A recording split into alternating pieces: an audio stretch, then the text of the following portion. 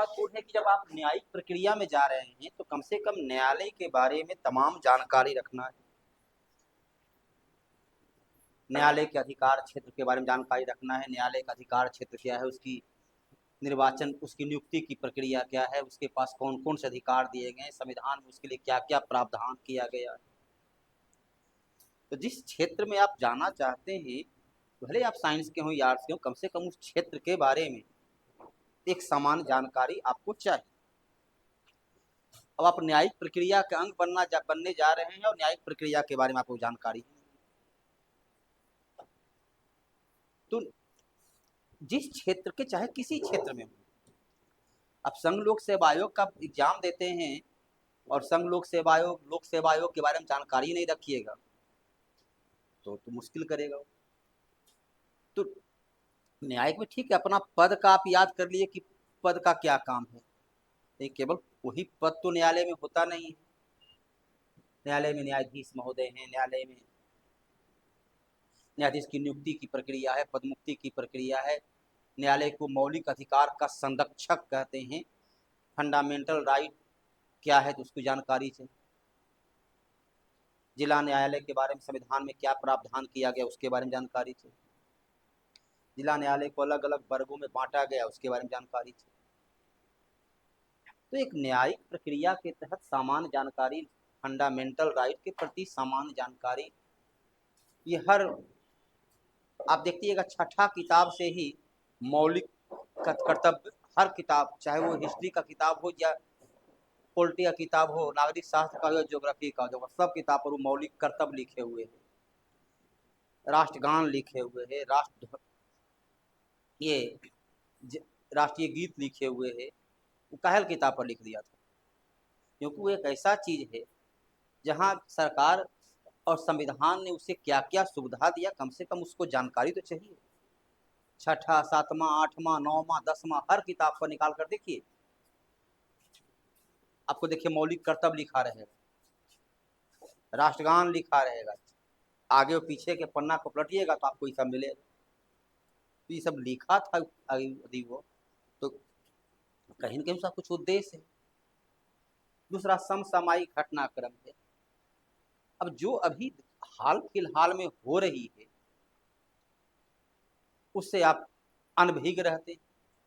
आज जब इतना प्रिंट मीडिया से ज़्यादा हावी हो गया है इलेक्ट्रॉनिक मीडिया, हर घर में, हर के पास वो सुविधा है और आप उसकी सामान्य जानकारी नहीं रखते।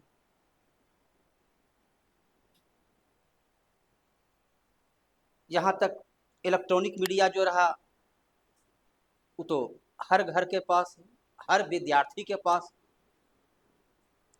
दिन भर रील देखते रहेगा जिसकी कोई उपयोगिता नहीं है, लेकिन जो काम का चीज है वो देखबे नहीं करेंगे। हैती से लाया गया है भारतीय लोगों को, उसका नाम रखा गया ऑपरेशन इंद्रावती। पूछेगा ना ऑपरेशन इंद्रावती क्या है। यूक्रेन से लाया गया भारतीयों को नाम रखा गया ऑपरेशन गंगा, तो पूछेगा ना ऑपरेशन गंगा क्या है। अभी विवाद है कि भाई कोविशील्ड से लोगों की मृत्यु होती है, तो उसके बारे में पूछेगा ने, कोवैक्सीन के बारे में पूछेगा ने। तो जो भी अखबार के पन्नों पर चर्चा में है, अब एग्जिट पोल किसको कहते हैं ये भी पूछ सकते हैं कल के पूरे अखबार में। आज पूरे अखबार में, कल पूरे इलेक्ट्रॉनिक मीडिया पर छाया हुआ रहा, क्या है उसकी क्या उपयोगिता होती है। तो हर हाल में इंटरव्यू में कोई जरूरी नहीं है कि जो आपका ऑनर्स पेपर है उससे क्वेश्चन पूछे भी, उसकी कोई गारंटी नहीं। हो सकता है ऑनर्स पेपर से एक भी क्वेश्चन नहीं पूछे। आपका फिजिक्स कोई फिजिक्स का प्रोफेसर लेकर बैठा होगा, वो बीपीएससी नहीं है, बीपीएससी में प्रोफेसर होते हैं तो भी हर विद्यार्थियों को नहीं पूछता है। बीपीएससी में क्या होता है, 5 पैनल होता है, एक बीपीएससी के बोर्ड होते हैं, 4 गो प्रोफेसर रखा हो, चलो एक हिस्ट्री का रखा, एक फिजिक्स का रखा, एक जो है बायोलॉजी का रखा, एक पॉलिटिकल साइंस का रखा, आ गया लड़का इकोनॉमिक्स का। ये कोई जरूरी नहीं कि वहाँ पर उसी विषय का लड़का आवेगा।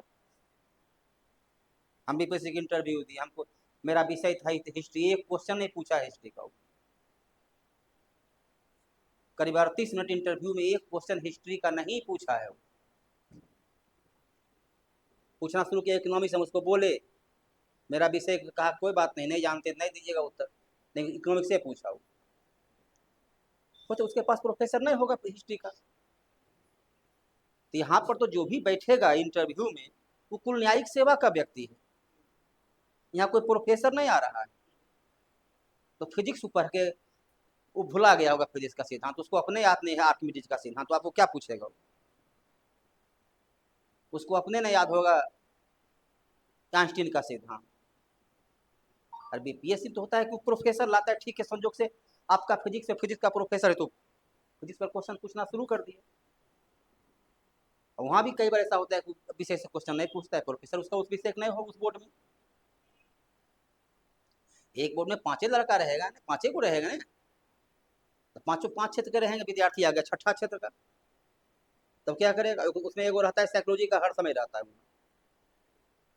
3 गो प्रोफेसर होता है, एगो साइकोलॉजी का होता है, और एक जो है सो बोर्ड का मेंबर बीपीएससी का होता है। तीनों प्रोफेसर है वहाँ।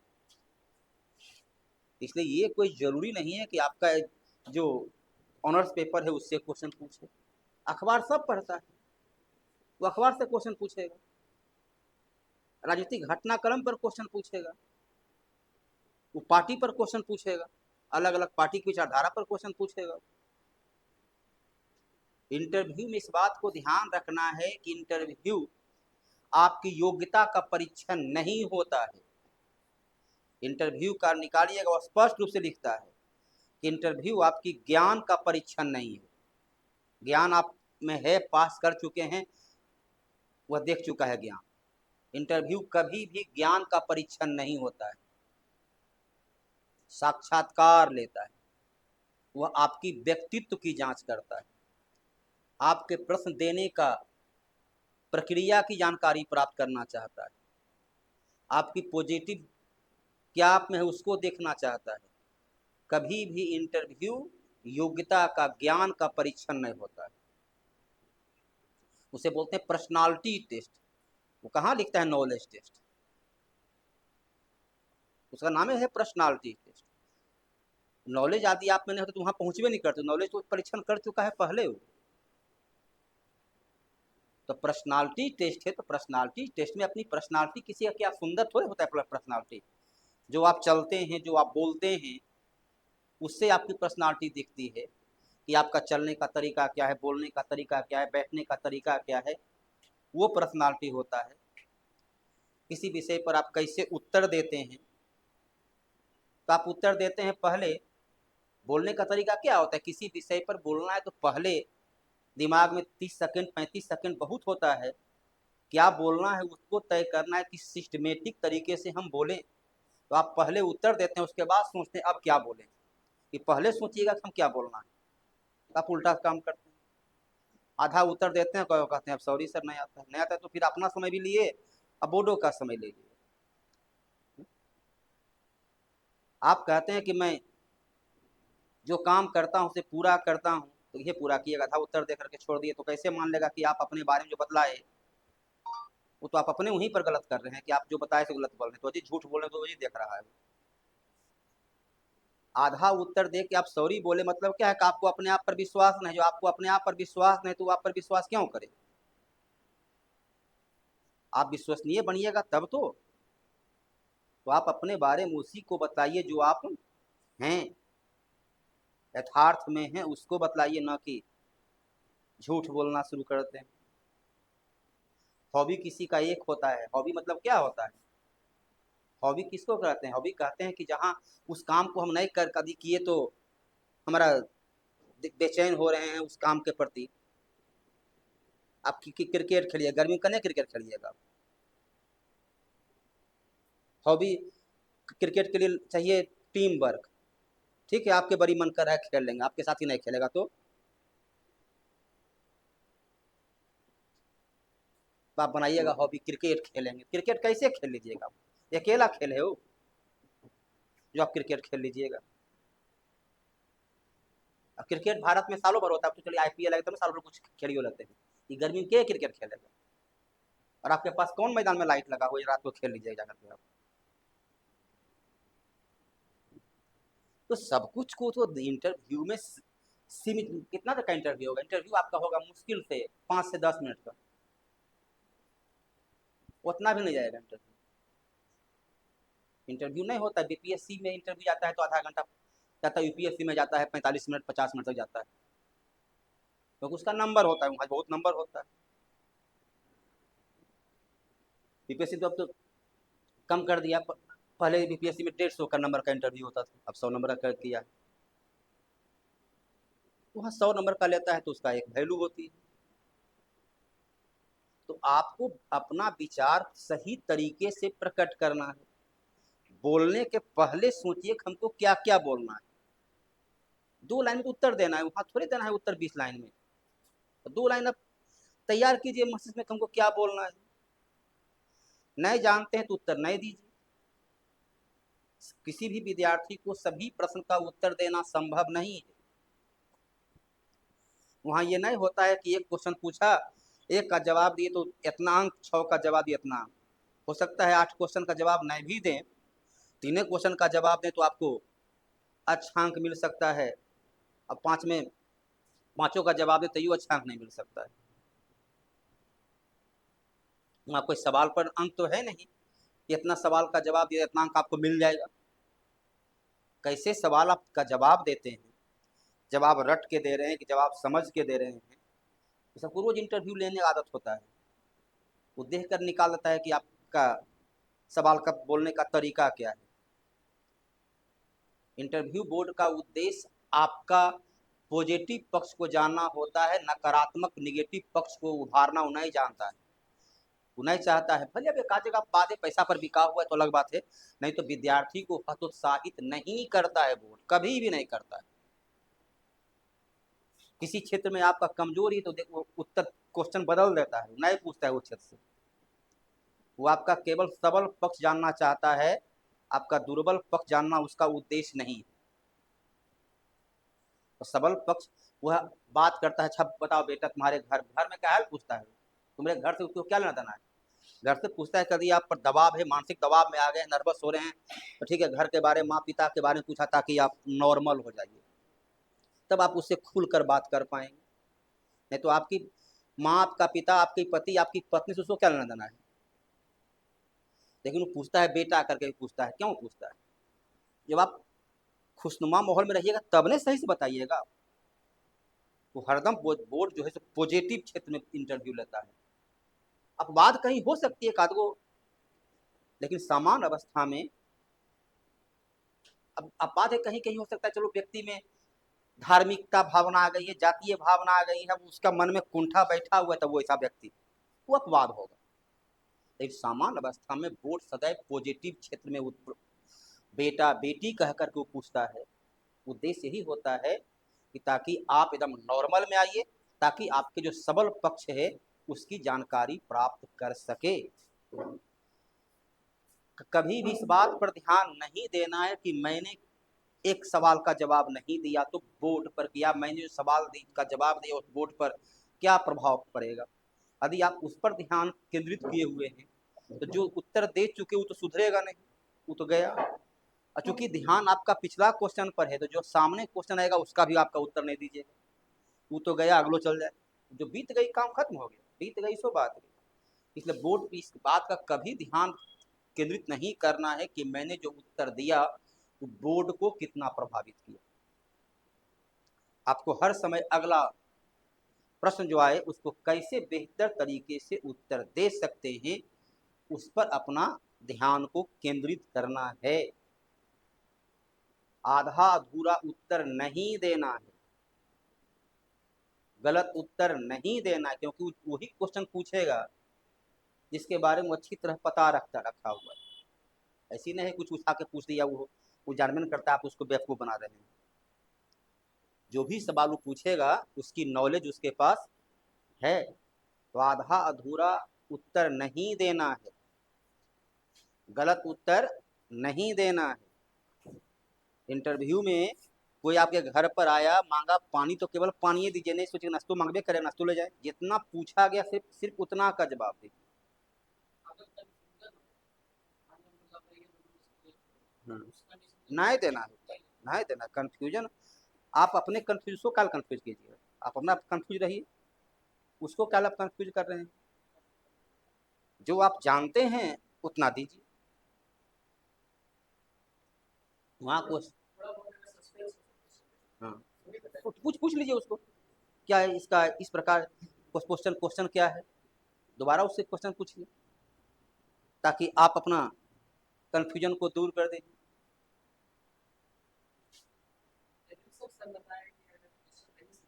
हाँ हाँ, तो उसको पूछिएगा ना भाई कि हमको क्या पूछ जवाब देना है, आप उसको उसी पूछ, लेकिन अपने से अब उत्तर देने लगे तो आप खुद जब क्वेश्चन नहीं समझे हैं तो उत्तर कैसे दीजिएगा आप सही दिशा में। पूछने का तरीका सीधा है कि सर सॉरी सर मैं सवाल को नहीं समझा, सवाल फिर से कर दीजिए। हाँ, वो सवाल का दूसरे ढंग से करेगा। हाँ तो फिर उससे पूछ, हाँ हरदम सॉरी बोल के बोलना है, सॉरी सर मैं सवाल को नहीं सुन सका, थोड़ा सवाल को एक बार फिर से, क्योंकि जब हम क्वेश्चन सुनेंगे समझेंगे तभी ना उत्तर देंगे। कोई जरूरी नहीं कि उसी के पूछा, पूछने का तरीका कुछ और रहा, हम नहीं समझ पाए कि हमको उत्तर क्या देना है। तो आपको हर लेकिन सॉरी बोलकर कि क्षमा चाहता हूँ सर मैं सवाल को नहीं समझा, ना मिल और नहीं बोलना है, हाँ सर बोलना है। मिल और केवल न्यायाधीश के सामने बोला जाता है, उससे आपको क्या पता है न्यायाधीश है, वो तो बोर्ड का मेंबर है, बस सिर्फ सर बोलना है, मिल और वहाँ सब प्रयोग नहीं होगा। और हर सवाल जवाब देने के पहले सर इसका ये उत्तर, जो क्वेश्चन क्वेश्चन जितना छोटा उत्तर दीजिएगा, हर सवाल का प्रयास करना है जितना छोटा से छोटा उत्तर दें। इंटरव्यू में आप जो भी सवाल करेंगे वो जवाब देंगे उसी से वो अगला क्वेश्चन पूछेगा, आपके सवाल से अगला क्वेश्चन पूछा जाता है। तो जितना संतुलित शब्द होगा उससे उतना ही कम सवाल निकलेगा। जो शब्द का प्रयोग करें उसको ध्यान रखना है कि उस शब्द पर हम अच्छी तरह से व्याख्या कर सकते हैं। कुछ शब्द बोल दिया आपको खुद पता नहीं उस शब्द का क्या उपयोगिता है, क्या उचित है।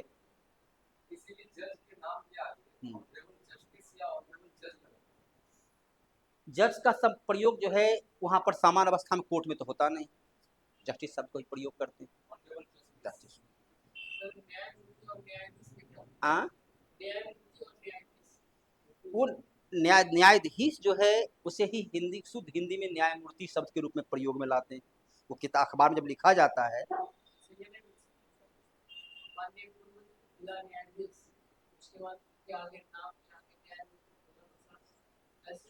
लंबा करने से सीधा बोलना है कि जैसे पूछा गया सर्वोच्च न्यायालय के सबसे लंबे समय तक मुख्य न्यायाधीश कौन रहे, तो सीधा सीधे आप भी बोल सकते हैं कि वर्तमान मुख्य न्यायाधीश के पिताजी 1978 से 83 तक यशवंत विष्णु चंद्रचूड़ जो है सबसे लंबे समय तक न्यायाधीश है।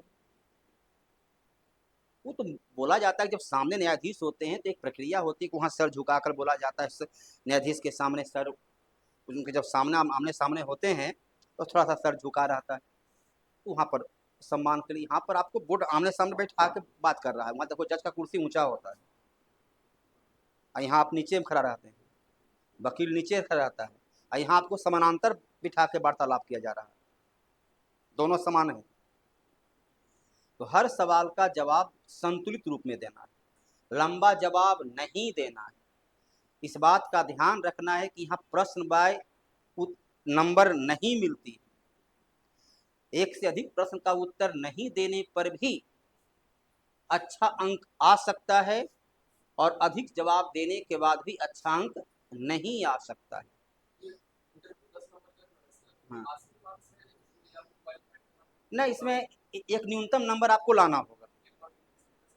हाँ वो नहीं रहता, लेकिन न्यूनतम नंबर जो है 4 नंबर अनिवार्य होगा। उसमें 3 नंबर जो है सामान्य अवस्था में, 3 नंबर सामान्य अवस्था में आपके प्रवेश, आपके बैठने, आपके ऐसा उसका कोई फिक्स नहीं होता है, लेकिन सामान्य अवस्था में ऐसा होता है कि 3 नंबर जो आपका है वो आपके कमरे में प्रवेश करने, आपके बैठने और आपके जाने के दरमियान का जो एक्टिविटी है उसी पर मिलता है। 10 नंबर का इंटरव्यू का कोई विशेष महत्ता नहीं होती है। 4 नंबर अक्सर हाँ इंटरव्यू में विद्यार्थी फेल नहीं करता है। हाँ फेल, क्योंकि वो अभिवादन करना भूल गए हैं आजकल सब लोग। एक सामान्य प्रक्रिया जिसको बोलते हैं कॉमन सेंस। अरे कॉमन सेंस हम लोग भूल चुके हैं। ना तो हमको अभिवादन करने आता है, न विचार को। अब आधा उत्तर दे करके आप छोड़ दीजिएगा तो क्या होगा? वो समझ रहा है कि आप जो है उसको परेशान कर रहे हैं। आप खुद नहीं जानते हैं, समय भी ले लिए और उत्तर उत्तर नहीं दिए। वहाँ निगेटिव मार्किंग कर देता है। एक सब कमीशन वगैरह में जो मनोविज्ञान का होता है उसका उद्देश्य केवल वही होता है, वो निगेटिव मार्किंग करता है। वो खाली नंबर नहीं देता है, वो लिखता है पॉजिटिव और निगेटिव दोनों को लिखवे करता है। निगेटिव लिख दिया, खत्म हो गया आपका। कितना अच्छा दीजिएगा नहीं होगा। नहीं जानते वो कुछ भी नहीं करेगा। आप एकदम निश्चिंत रहिए। किसी विषय से, फिजिक्स से या मैथ से, यदि आप लगातार 1-2 सवाल का जवाब नहीं दीजिएगा, नहीं पूछेगा वो। मैंने पहले कहा उसका उद्देश्य आपको नर्वस करना नहीं होता है। आप 2-3 क्वेश्चन नहीं दीजिएगा तो आप स्वयं नर्वस हो जाइए। उसका उद्देश्य वो है ही नहीं कि आपको नर्वस कर दे। हाँ, तो यहाँ तो हमको आपका मजबूत करना है। यहाँ तो हमारा उद्देश्य थोड़े है यहाँ की यहाँ। हाँ, तो यहाँ तो फेल और पास नहीं ना हमको करना है। यहाँ तो हमको देना है कि आपको उस नर्वस से कैसे मुक्ति प्राप्त करना है। यहाँ तो हमारा ये उद्देश्य है। लेकिन वहाँ आपको इस प्रकार का नहीं होता है। वह क्षेत्र बदल देगा, वो क्षेत्र को बदल देगा, ताकि आप नॉर्मल रहिएगा तभी आप जवाब दे पाइएगा। ठीक है? आप विषय के एक्सपर्ट नहीं है। बीपीएससी में होता है कि विषय का एक्सपर्ट है, इतिहास लिया है तो इतिहास का वो नॉलेज रखने वाला, क्योंकि वो इतिहास में 300 नंबर का मेंस दे करके आया है। पहले 600 नंबर का था, वो 300 नंबर का देखा आया है। तो 300 नंबर का यदि आप दिए तो आपके पास नॉलेज है तब नहीं दे रहे हैं। यहाँ तो ऑब्जेक्टिव एग्जाम है तब, इसलिए यहाँ पर वो आपका विषय का एक्सपर्ट लेकिन विषय की एक सामान्य जानकारी चाहिए न। अब साइकोलॉजी क्या आप यही जवाब नहीं दे रहे हैं? फिजिक्स का है, आइंस्टीन के बारे में पता नहीं है।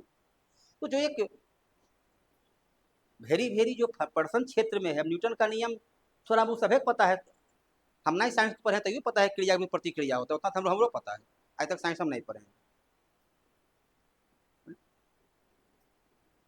और 1990 में मैट्रिक पास किए हैं, उसके बाद फिर साइंस कभी पलट के नहीं देखे हैं। तो पता ही है कि उतना तो एक सामान्य जो बहुत फेमस क्वेश्चन है उसको छोड़ करके वो, लेकिन उसके बारे में यदि आप नहीं जानते हैं तो उस विषय के आप ऑनर्स हैं और उसकी सामान्य जानकारी नहीं रखते हैं तो थोड़ा सा तो है। तो वैसा नहीं कि आपकी बड़ी गहराई से पूछेगा। लेकिन जिस क्षेत्र में आप न्यायिक सेवा में जा रहे हैं तो सुप्रीम कोर्ट के बारे में नहीं जानते हैं, हाई कोर्ट के बारे। मैंने किसी विद्यार्थी को पूछा जिला न्यायालय के न्यायाधीश को कौन नियुक्त करता है, तो कहता है कि जो है सो मुख्य न्यायाधीश नियुक्त करते हैं। तो जब इस प्रकार का जब आपके साथ जवाब आएगा, अब किन्हीं को मैंने पूछा था, अनुच्छेद 233 कहता है, अनुच्छेद 233 से अनुच्छेद 237 तक अधीनस्थ न्यायालय लोअर कोर्ट का संविधान में उल्लेख है। 233 से 237 तक संविधान में लोअर कोर्ट का बस इतना ही उल्लेख है। ये संविधान का भाग 6 में आता है। तो 233 कहता है कि उच्च न्यायालय के मुख्य न्यायाधीश के सिफारिश पर राष्ट्रपति राज्यपाल जिला न्यायालय के न्यायाधीश को नियुक्त करते हैं। लेकिन 234 कहता है कि बीपीएससी या लोक सेवा आयोग द्वारा आयोजित प्रतियोगिता परीक्षा के आधार पर सफल उम्मीदवार को न्यायिक सेवा के पद पर बीपीएससी की सहायता से राज्यपाल नियुक्त करते। 233 में वकील से बनेगा जज और 234 प्रतियोगिता परीक्षा के माध्यम से बनेगा जज। दोनों में जज की नियुक्ति है। एक डिस्ट्रिक्ट मजिस्ट्रेट का है तो सीधे वकील से बन जाएगा वो जज। यहाँ 7 वर्ष तक वो वकालत कर चुका हो तो जज बन सकता है। यहाँ है न्यायिक सेवा से प्रतियोगिता परीक्षा पास करेगा, बीपीएससी नाम का रिमाइंडर करेगा, राज्यपाल को राज्यपाल देंगे, न्यायाधीश को न्यायाधीश के नाम उनको नियुक्ति के लिए सिफारिश करेगा। 235 कहता है कि उच्च न्यायालय जिला न्यायालय पर नियंत्रण रखता है, उसके काम काज के बारे में देखता है।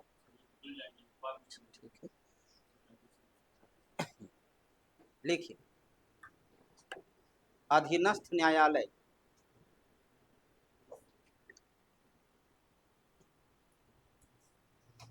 अधीनस्थ न्यायालय जिसका उल्लेख संविधान का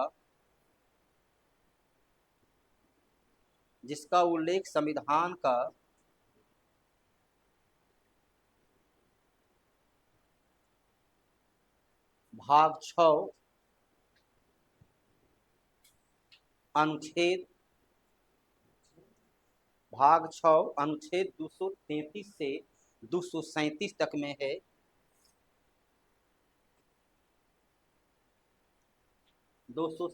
तक में है।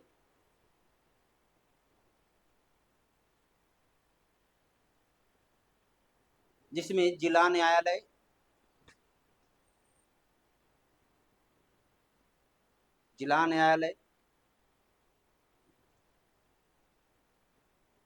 और उसके अधीनस्थ न्यायालय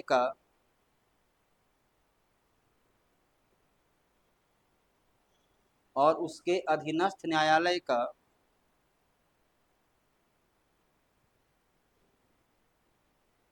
उल्लेख है।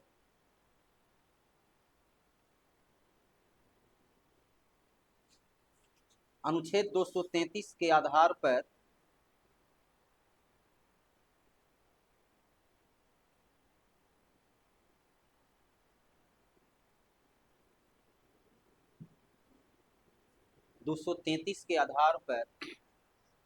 उच्च न्यायालय के मुख्य न्यायाधीश की सिफारिश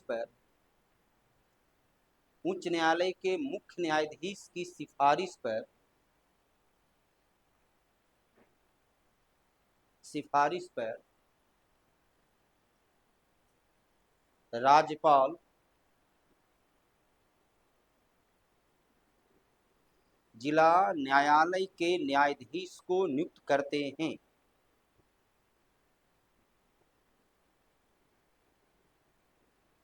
जिला न्यायालय के न्यायाधीश को नियुक्त करते हैं।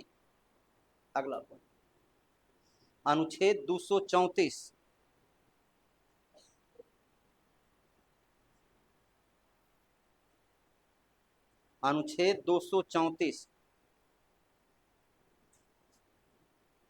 न्यायिक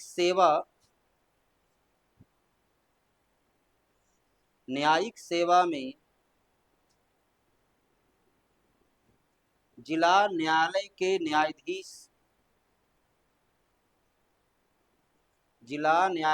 न्यायाधीश को छोड़कर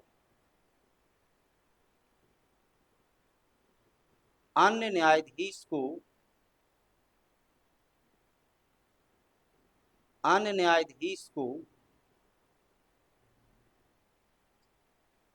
लोक सेवा आयोग के द्वारा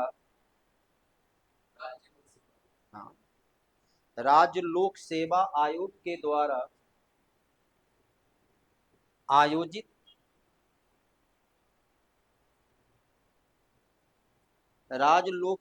आयोग के द्वारा आयोजित प्रतियोगिता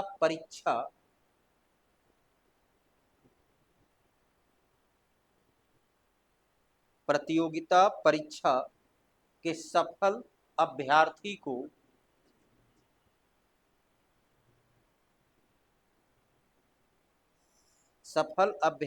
को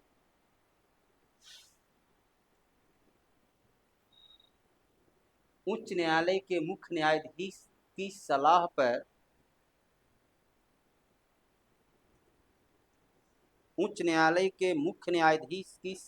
पर राज्यपाल नियुक्त करते हैं।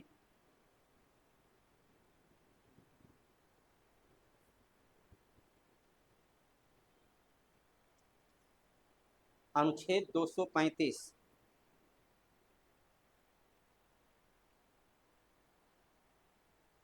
उच्च न्यायालय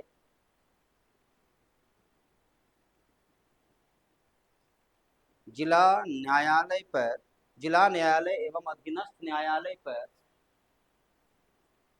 जिला न्यायालय एवं अधीनस्थ न्यायालय पर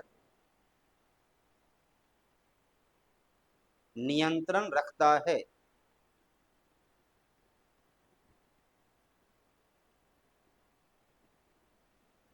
अनुच्छेद 236।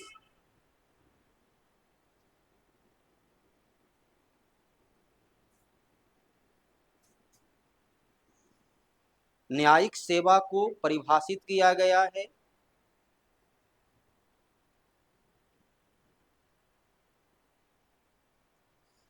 न्यायिक सेवा को परिभाषित किया गया है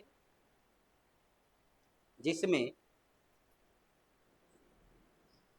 न्यायिक सेवा को परिभाषित किया गया है जिसमें जिला न्यायालय के न्यायाधीश, जिला न्यायालय के न्यायाधीश को छोड़कर, जिला न्यायालय के न्यायाधीश को छोड़कर अन्य अधीनस्थ न्यायालय, अन्य अधीनस्थ न्यायालय को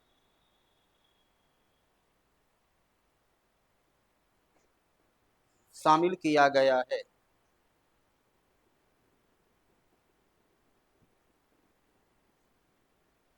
अनुच्छेद 237।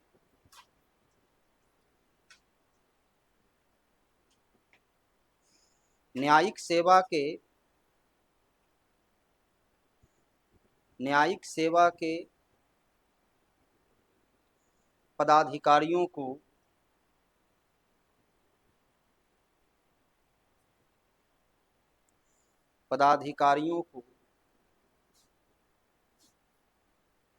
उच्च न्यायालय के दिशा निर्देश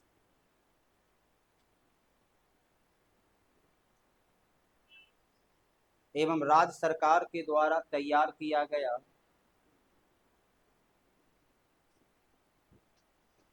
राज्य सरकार के द्वारा तैयार किया गया अधिनियम के आधार पर,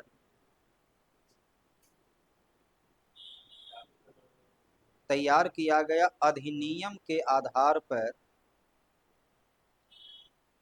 न्यायिक कार्य को पूरा करना होता है। बस इतना ही संविधान में, इसके अलावा संविधान में कुछ नहीं है जिला न्यायालय के बारे में। उसके अलावा जो भी है वो राज्य सरकार जो कानून बनाता है, इंडियन पिनल कोड पर उसे काम करना होता है। संविधान में इसके लिए अलग से कोई अधिकार का व्याख्या नहीं किया गया है। सुप्रीम कोर्ट में है मौलिक क्षेत्राधिकार क्या है, अपीलीय क्षेत्राधिकार क्या है, अभिलेख न्यायालय क्या है, उसका वर्णन किया हुआ है। लेकिन जिला न्यायालय के बारे में संविधान में उसके अधिकार का कोई वर्णन नहीं है। राज्य सरकार उसके लिए नियमावली तैयार करती है, अब उसके आधार पर वो काम करना उसको होता है। न्यायालय के क्षेत्र में सबसे जो नीचे का न्यायालय होता है उसे बोलते हैं पंचायत न्यायालय। जो सबसे निचला न्यायालय होता है वो होता है पंचायत न्यायालय। सरपंच निर्वाचित न्यायाधीश होते हैं। सरपंच के द्वारा दिया गया फैसला जो विधिवत तौर पर लिखित हो, न्याय मित्र उसके लिए बहाल होता है। जो गांव में LLB किए हुए हैं वो न्याय मित्र के रूप में काम करते हैं। उसका लिखा हुआ फैसला को सुप्रीम कोर्ट भी मानता है। तो सरपंच जो है वह जज होते हैं। जहाँ यदि गांव में जो छोटे मोटे, अभी भी आप देखिएगा कभी दरोगा जी बड़ा समझदार व्यक्ति है, गांव में दो व्यक्ति पड़ोसी का नाली के नाम पर, पानी गिरने के नाम पर दो चार को कोई मक्का भुट्टा तोड़ लिया है बच्चा जो है खेत से, तो बच्चा को स्वाभाविक गुण होता है, उसको नहीं कोई कमी की बात है, वो हुआ कमी से तोड़ना है, वो नहीं भी तो दूसरा खेत में देखता है भुट्टा तो कहीं न कहीं लिखते हैं शिव पूजन सहाय, उसको पकड़ा है पेड़ तोड़ते हुए, तो पूछा बड़े बड़े धनी बाप के बेटा थे कि तुम्हारे घर में है तो अपन तुमसे कहन खाता है, चलो तुम्हारे पिताजी को, तो पैर पकड़ता है कि भैया पिताजी को मत कहना। तो कहे कि दूसरा का तो बैर खाने में जितना मीठापन है अपना बैर में उतना मीठा नहीं लगता है। जो चोरी करके खाते हैं, शिवपूजन साहब बड़े नामी का लेखक है, वो लिखते हैं कि दूसरा का जो बैर को तोड़कर खाने में जो मीठापन है, हमारे अपना बगान में है 10-20 बैर, लेकिन वो मीठापन नहीं। तो बच्चे का स्वाभाविक गुण होता है, बच्चे का वो स्वाभाविक गुण होता है। हम लोग को भी आदत है, आम का पेड़ हम लोग के यहाँ बहुत है, लेकिन दूसरा काम तोड़ लेते। अब अपनों आम तो तोड़ के खा सकते थे ना, बच्चा कच्चो आम खा जाता है, वो एक स्वाभाविक गुण, तभी पकड़े गया। तो ऐसे जो छोटे मोटे विवाद हैं, उस विवाद का यदि आप FIR कर देते हैं, तो जो समझदार दरोगा होगा वो सीधे सरपंच को बुलाता है, कहता है इस केस को देख लीजिए, क्योंकि वो सरपंच के अधिकार क्षेत्र में। अब बंदूक लेके चला रहे हैं तो वो सरपंच के अधिकार में नहीं है। अब लाठी चल गया, ईंटा चल गया, माथा फूट गया, तो छोटे मोटे विवाद जो हैं वो सरपंच के अधिकार क्षेत्र में आते हैं। यदि दरोगा जी समझदार है तो मुकदमा सीधे सरपंच को ट्रांसफर करता है कि आप इसको देख लीजिए। सरपंच के द्वारा दिया गया फैसला हाईकोर्ट और सुप्रीम कोर्ट तक मान है, उसमें एक सरपंच रहते हैं, और क्योंकि आपको पता होगा कि हर वार्ड से एक एक पंच चुना जाता है, तो कम से कम 4 पंच और एक अपने रहेंगे, 5। उसको फिर यदि फैसला से असहमत है तो वहाँ रिव्यू करवा सकते हैं, तो 7 वो रहेंगे, 2 और उसमें जुड़ जाएंगे। तो पंच, अकेला सरपंच फैसला नहीं देगा, 4 पंच प्लस 1 अपने, तो उसमें 2 पंच जो है जिसने केस किया। अब मान लिया आपके गांव में चलिए 10 वार्ड मेंबर, 10 को पंच होंगे, तो जिसने केस किया 2 पंच वो चुनेगा कि ठीक है हमारी तरफ से ये रहेंगे, और जिस पर केस हुआ 2 वो चुनेगा, 4 गो, एगो जज अपने रहेंगे सरपंच, और 5 मिलकर के फैसला देंगे। फैसला लिखित तौर पर होगा, न्याय मित्र होता है, क्योंकि ठीक है तो सरपंच पढ़ा लिखा नहीं हो सकता है, ज़्यादा लिखना पढ़ना नहीं जानता, तो उसके लिए न्याय मित्र बहाल होता है। जो गांव के LLB किए हुए हैं वो न्याय मित्र कहलाते हैं बिहार में। तो वो उसको ड्राफ्टिंग करेगा, लिखित केस दीजिए, वहाँ पर आएगा वही लिखेगा, न्याय मित्र लिखेगा, उसके बाद जो चारों पंच गवाही होगी, उसके लिए गांव में कचहरी होती है, जो पंचायत भवन में कचहरी होता है, वहाँ सारा कुछ। अलग बात है कि अब सरपंच जो है उसको वोट का लोभ है कि भाई इसका विरोध में देगा तो हमारा वोट में देगा, तो अब लोग वहाँ पहुँचते भी नहीं है। लेकिन वहाँ पर गांव के छोटे मोटे विवाद, भाइयों के बीच का विवाद, बंटवारा से संबंधित सारा काम उसको करना है। सरपंच को वंशावली तैयार करने का अधिकार है, और उसके द्वारा तैयार किया गया वंशावली सुप्रीम कोर्ट में मान होता है। लिखना है 3 पीढ़ी, आपके दादा का नाम, आपके पिता का नाम और आपका नाम, वंशावली की ये आप इस परिवार के संबंधित है। संपत्ति के विभाजन में सरपंच का ही मान होता है, वो एक बहुत बड़ा न्यायिक अधिकारी है, उसके न्याय मित्र होता है। इसका व्यवस्था किया था अशोक मेहता समिति ने, कहा था गांव में न्याय पंचायत का प्रबंध होना चाहिए, तो बिहार में उसके लिए प्रबंध है। तो सबसे निचला न्यायालय जो होता है वो होता है पंचायत न्यायालय, ग्राम कचहरी सबसे निचला न्यायालय होता है। उसके बाद जो हुआ वो आपका जिला न्यायालय को भी 3 भागों में बांटते हैं। एक को कहते हैं सत्र न्यायालय, एक को कहते हैं व्यवहार न्यायालय, और एक को कहते हैं राजस्व न्यायालय। जिला न्यायालय का 3 शाखा होती है। सत्र न्यायालय जिसमें फौजदारी मुकदमा जाता है, व्यवहार न्यायालय जिसमें दीवानी मुकदमा जाता है, राजस्व न्यायालय जिसमें अब बिजली का टोका फंसा लिए हैं, जला रहे हैं, लाइट जला रहे हैं, या जमीन में का जो लगान है, रेंट है, भू राजस्व नहीं दिए, हाँ, तो ये मुकदमा राजस्व में अब टैक्स का चोरी किए, टोका फंसा लिए हैं बिजली का और नहीं दिए हैं, तो पकड़ लिया है, तो मुकदमा राजस्व मुकदमा कहलाता है। व्यवहार न्यायालय में होता है, इसको बोलते हैं सिविल कोर्ट, इसको बोलते हैं सेशन कोर्ट, इसको बोलते हैं रेवेन्यू कोर्ट। सेशन सिविल दीवानी मुकदमा माने जमीन संपत्ति का विवाद है, भूमि किसका है उससे जुड़ा हुआ है। पैसा तो नहीं बोल सकते हैं उसके लिए, जमीन संपत्ति बड़ी, हाँ, व्यवहार न्यायालय में, हाँ। सत्र में हो गया मारपीट, हत्या, बलात्कार का मुकदमा जाएगा, उसके लिए अलग से 1984 में, ऐसे जो फैमिली का पति पत्नी का तो यहाँ आएगा व्यवहार न्यायालय में, लेकिन उसके लिए अलग से 1984 में परिवार न्यायालय का गठन किया गया। 1987 में 1987 में लोक अदालत का गठन किया गया है। 2000 ईस्वी में फास्ट ट्रैक कोर्ट का गठन किया गया है। 2006 में चल न्यायालय का गठन किया गया है। एक मिनट पहले सुनिए। परिवार न्यायालय है कि पति पत्नी का जो भी विवाद है या घरेलू विवाद है, वो विवाद जाना है परिवार न्यायालय। चलो चर्चित है लालू प्रसाद यादव का बड़ा बेटा जो पति पत्नी का, तो मुकदमा कहाँ चल रहा है? परिवार न्यायालय में चल रहा है। तो परिवार न्यायालय का उद्देश्य परिवार को तोड़ना नहीं होता है, नहीं कि दोनों पति पत्नी पहुंच गया तो कहा ठीक है अलग हो जाओ। वो परिवार न्यायालय का उद्देश्य परिवार को जोड़ के रखना है। तो पहले जो है सो एक पक्ष का सुना, फिर दूसरा पक्ष का सुना, फिर दोनों को पति पत्नी को आमने सामने बिठा कर वो बात करता है क्या समस्या हुई, कहाँ पर समस्या पैदा हुई, फिर बताता है कि आपको ऐसे ऐसे। उसमें जितने भी जज होते हैं, जिला न्यायालय रिटायर्ड जज होते हैं, 60 वर्ष वाला ऊपर का होता है, ताकि जिसको परिवार का अनुभव है, अपना भी पत्नी रही है, अपना बेटा पुता हो, बेटी दामाद उसके पास हो गया है। नहीं,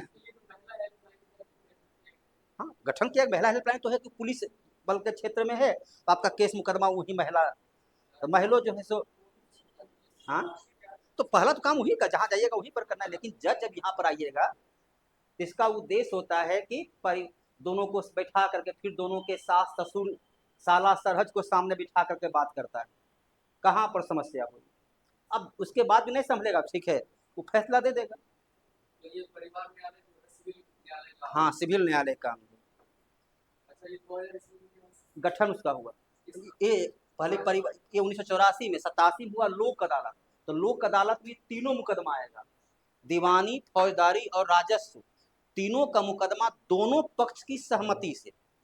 कुछ मुकदमा ऐसा होता है जिसमें बाहर भी, न्यायालय के बाहर भी सल्टायर केस कर दिए हैं, लेकिन अब दोनों लगता है छोड़ बहुत हो गया मामला, रफा दफा करते हैं, तो दोनों मिलकर के तय कर लेते हैं, वकील नामा वकालत को देते हैं कि हम अपने मुकदमा को आपसी सहमति के द्वारा वापस लेते हैं। तो वैसा मुकदमा जिसे आपसी सहमति के द्वारा वापस लिया जा सकता है, वैसा मुकदमा जिसे आपसी सहमति के द्वारा वापस लिया जा सकता है या कोर्ट के बाहर भी सेटलमेंट की जा सकती है, वैसे मुकदमा को दोनों पक्ष की सहमति से भेजते हैं लोक अदालत में।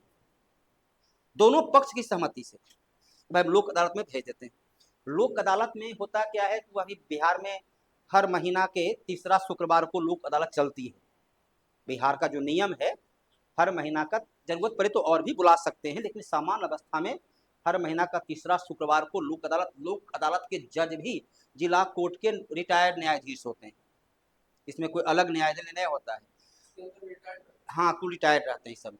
इसका उद्देश्य यही होता है कि दोनों पक्ष को ब्लॉक स्तर पर ही, इसमें जरूरत पड़े तो ब्लॉक पे ही चला देंगे, आपको कोर्ट जाने की जरूरत नहीं है, ब्लॉक में ही जज साहब लोक अदालत का बैठ गए, दोनों पक्ष को क्या समस्या हुई, और कोशिश इनकी रहती है कि 1 से 2 सुनवाई में जितना जल्द हो सके मामला को, इसमें तारीख पर तारीख नहीं ले जाना है, जितना जल्द हो मामला को सुलह करा दिया जाए, सुलह करा देना, क्योंकि दोनों पक्ष की सहमति से आया है, दोनों पक्ष सहमति दिया है, दोनों पक्ष आपस में मिल बैठ करके, तो इसमें होता है।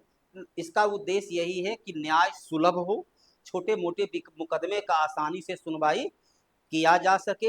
ये शुरू हुआ था अभी का छत्तीसगढ़, तब तो छत्तीसगढ़ नहीं था, मध्य प्रदेश। घर में एक लौका कद्दू होता है ना, गाँव में कद्दू, और गाँव में होता है कि खपरा का मकान था, कद्दू लगाया, उसके खपरा पर चल गया, वो अपन कद्दू तोड़ने के चक्कर में उसका विचार होता है, वो खपरा उपरा टूट गया, वो खपरेल मकान था। तो 14 साल तक मुकदमा चलते रहा, तारीख पर तारीख, तारीख पर तारीख।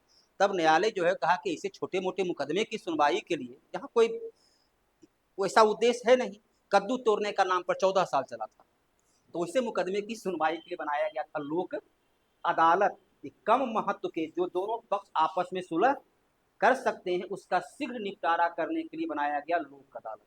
जज साहब को देता है रिटायर्ड, ताकि अनुभवी हैं, वो समझते हैं, उस स्थिति को समझेंगे। उम्र का जब इस उम्र में जज बनता है थोड़ी सी उसमें, लेकिन जब उम्र का आता है तो 2000 ईस्वी विधि आयोग के सिफारिश पर बनाया गया फास्ट ट्रैक कोर्ट। 2000 ईस्वी में विधि आयोग के सिफारिश पर, विधि आयोग के सिफारिश पर बनाया गया फास्ट ट्रैक कोर्ट। इसका होता है कि शीघ्र सुनवाई करना है, विशेषकर किसमें, जो जनप्रतिनिधि हैं या आतंकवाद, नक्सलवाद, या अभी उसमें बिहार में चलो जितने भी बलात्कार का मुकदमा है सब इसी में ला दिए हैं।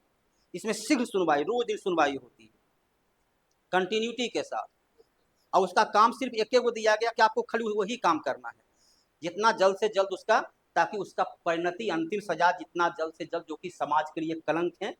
तो वैसे मुकदमा को, यदि राजनेता पर मुकदमा हो जाता है किसी प्रकार का है, जिला, बस जिला न्यायालय की स्कूल समकक्ष के क्षेत्र का है। तो फास्ट, उसी जिला न्यायालय में से फास्ट किसी जज को चुने कि आप इस फास्ट ट्रैक कोर्ट के जज हो गए ना, इसमें रिटायर नहीं होते हैं। इसमें जिला न्यायालय के जो जज हैं उन्हीं को दिया गया। तो राजनेता पर यदि मुकदमा हत्या का है, बलात्कार का है, या आपराधिक मुकदमा है, संपत्ति जब्त किसी का कब्जा कर लिए, हाँ, तो उससे मुकदमा के लिए फास्ट ट्रैक कोर्ट में उस केस को भेज सकते हैं, ताकि 2-3 महीना के अंदर, 4 महीना के अंदर उस पर अंतिम फैसला हो जाए। इसके बाद 2006 में एक 6 नहीं 6 है, 2006 हरियाणा में, बिहार में खुला होगा साथ में, फिर से दर्ज कीजिए। 2006 में एक डॉक्टर APJ अब्दुल कलाम ने रिकमेंड किया, बाकी गठन की प्रक्रिया साथ में चलेगी। 2000 संसदीय कानून में बनाया गया 2006। अब से कि आपका है पंचायती राज, पास संसद कब किया, 1992 में, लेकिन लागू कब हुआ, 24 अप्रैल 93 को। लेकिन संशोधन में क्या लिखते हैं, 1992, वही कानून बन गया 2006 में। तो ये हो गया चल न्यायालय, डॉक्टर APJ अब्दुल कलाम के सिफारिश पर। चल मोबाइल न्यायालय, मोबाइल न्यायालय डॉक्टर APJ अब्दुल कलाम के सिफारिश पर, उनका स्वप्न था। आपका देखिए क्वेश्चन पूछता है किनका, चल न्यायालय किसका मानस पुत्र है, इस प्रकार क्वेश्चन पूछा गया है। तो डॉक्टर APJ अब्दुल कलाम के सिफारिश पर या सलाह पर 2006 में चल न्यायालय अधिनियम पास हुआ। 2006 में चल न्यायालय अधिनियम पास किया।